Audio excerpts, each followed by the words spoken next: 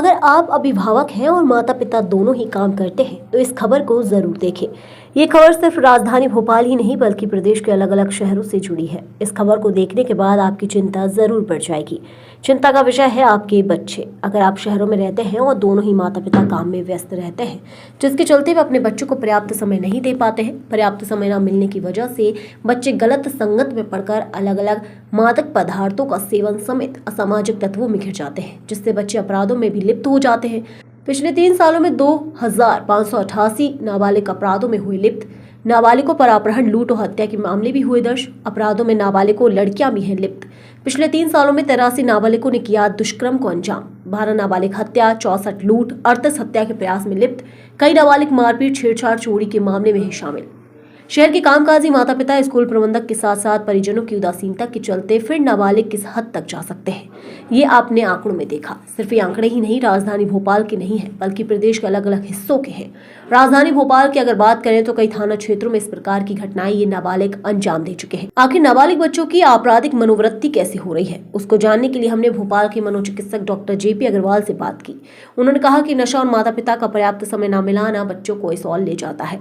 नाबालिग बच्चों की इस प्रकार की गतिविधि कहीं न कहीं चिंता का विषय जरूर है। हालांकि इस प्रकार के मामले आने पर पुलिस अपनी कार्यवाही जरूर करती है, लेकिन ये कहीं न कहीं सामाजिक जनता का विषय भी है।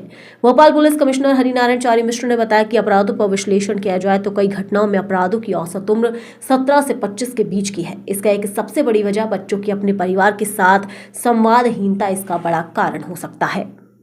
देखिए, अपराध बढ़ रहे हैं और जो 16 से 18 साल वाले नाबालिग हैं उनके भी अपराध बढ़ रहे हैं। इसके अलग अलग कारण हैं। एक इम्पॉर्टेंट कारण है नशा। नशे की वजह से अलग अलग तरह के नशे बच्चे चालू कर रहे हैं और उसके अलावा जो सोशल मीडिया पे एक्सपोजर मिल रहा है, एक्सपोजर भी अलग अलग तरह का है।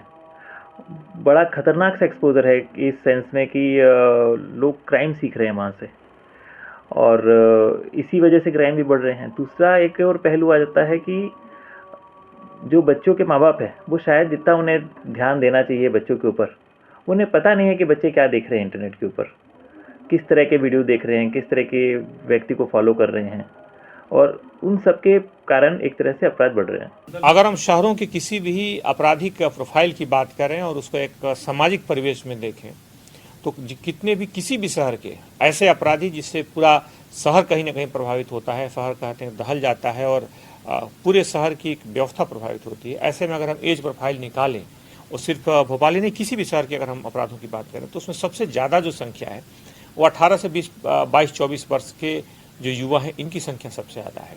आवश्यक है कि उनको आज प्रोफाइल को ध्यान में रखते हुए और उस पर कड़ी कार्रवाई की जाए और कड़ी कार्रवाई के लिए पुलिस निश्चित तौर पे इसमें पूरी तरह से प्रतिबद्धता से करती है। लेकिन इसका एक सामाजिक पहलू की अगर हम बात करें, जैसा कि आपने बताया, तो सामाजिक पहलू में इसमें खास तौर पर बच्चों के जो उनके अभिभावक हैं और उनके जो स्कूल्स हैं उनकी भी भूमिका है कि कहीं ना कहीं उनकी तत्कालिक गतिविधियों पर नजर रखें, क्योंकि सामान्यतः इसमें ऐसे युवाओं की संख्या ज़्यादा होती है जो स्कूल से निकल करके, घरों से निकल करके सीधे बड़े शहरों में आते हैं 12th के बाद और उनके इस तरफ मुड़ने की संभावना सबसे ज़्यादा देखी गई है।